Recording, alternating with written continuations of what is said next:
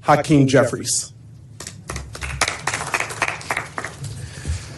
Well, good afternoon, everyone. Thank you to my good friend, Representative Stephen Horsford, for those very powerful words. And of course, I'm so thankful for Congressman Tim Kennedy, who has joined us as well, and other members of the House Democratic Caucus who were part of this incredibly powerful and important meeting, led by Bishop Barber and joined by so many different distinguished members of the clergy, of different faith traditions, denominations, and backgrounds, but all here today to make clear that fighting for the health care of everyday Americans, for the poor, the sick, and the afflicted, for the least, the lost, and the left behind is not a partisan issue, it's a moral issue. And standing on the side of the health care of everyday Americans is the right place to be. Fighting to make sure that no one in this country, the wealthiest country in the history of the world, should go hungry in America. That's not a partisan issue, it's the right place to be. In every faith tradition, as we will hear. So we're so thankful for their moral leadership, thankful for the moral clarity that they've brought to this issue, thankful for the inspirational wisdom and vision that was imparted to us as members of Congress, standing on the side of the American people. And it helps to continue to fuel our efforts to stay the course. This is not a fight for Democrats or Republicans, it's a fight for the American people. And we're going to stand on the side of the health care of the American people, of the safety of the American people, of the well-being of the American people.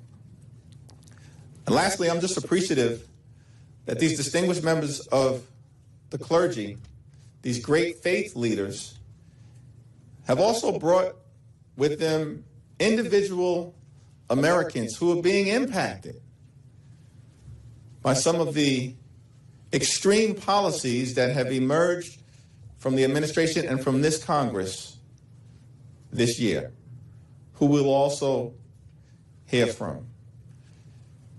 And Bishop Barber and these distinguished members of the clergy have reinforced the principle that in America, poverty or hardship is not a choice that people are making. It's as a result of policy violence being visited upon everyday Americans. The largest cut to Medicaid in American history, that's policy violence. Shutting down hospitals, nursing homes, and community-based health centers, that's policy violence. Ripping food away from the mouths of hungry children, seniors, families, women, and veterans, and using them as a political point, that's policy violence. And the refusal to extend the Affordable Care Act tax credits, the unwillingness to find a dime to meet the health care needs of the American people when some folks can find $40 billion to bail out a right-wing dictator in Argentina, that's policy violence. And so I'm just thankful for these great men and women of the clergy, thankful for these patriotic Americans who've come to share their stories with us, and we've heard from folks from West Virginia and North Carolina and other parts of this great country, as you will as well. And now it's just my great honor and privilege to yield to the distinguished bishop who has brought us together. We know he's a voice for the voiceless. He's a mighty man of God. He's a powerful, profound, prophetic, principled pastor, Reverend Bishop Barber.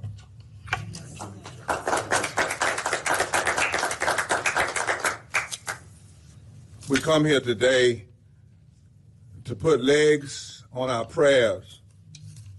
We heard the leader in the fight for health care and the fight against this big, deadly, ugly, destructive bill declare some words that we've used in the movement that something is wrong when you pray, P-R-A-Y, at the opening of Congress, and then you pass policy violence that preys, P-R-E-Y-S, on the very people that faith tell us ought to be the central concern of government and policies and not the last.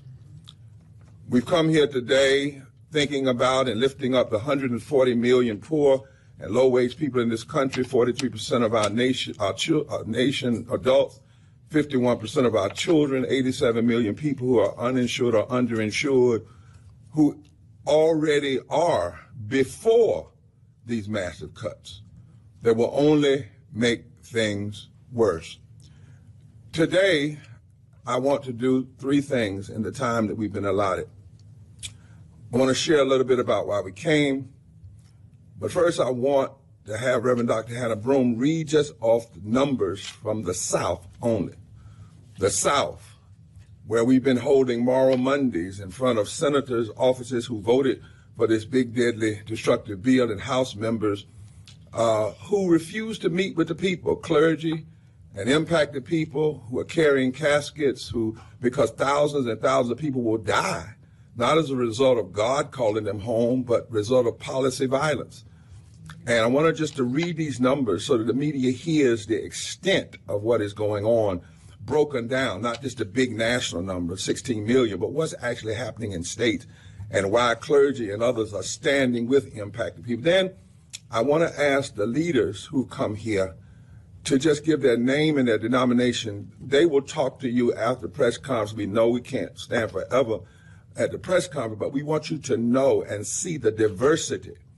That when we talk about faith and moral leaders, we're not just talking about black church leaders. We're not just talking about traditional denomination. We're talking about Jewish and Christian and Muslim and people of faith and women and men and diverse groups, predominantly black histories, diverse histories, who are coming together because all of our religious traditions remind us that if we don't stand up for the poor, the least of these, the sick and the uninsured, then everything we claim about faith remains suspect, deeply suspect. So I want them to introduce themselves and say what group they represent so you know who came today to bring with them impacted people. And then lastly, we have some impacted voices who are the most important voices today. We can't get them all in, so we're actually releasing today a video that was prepared for this meeting. It can go out to the members of the media, we send it to every member of Congress so you can hear the pain and see the faces. It's time that we put a face on these numbers. And we want you to know we did ask Mike Johnson for a meeting. He said he was too busy. We said it was interesting because the government shut down.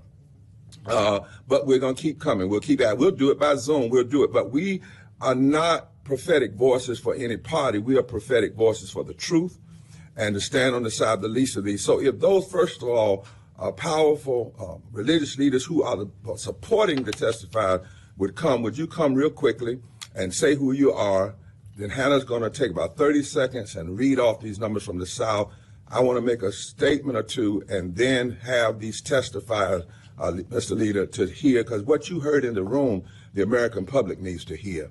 Because if you hear it, you'll understand why the leader and others are not going to turn back on this fight. They're just not. They can't, because it's about real people's lives. Would the leaders just come quickly and share who you are? Come. Rabbi Esther Letterman,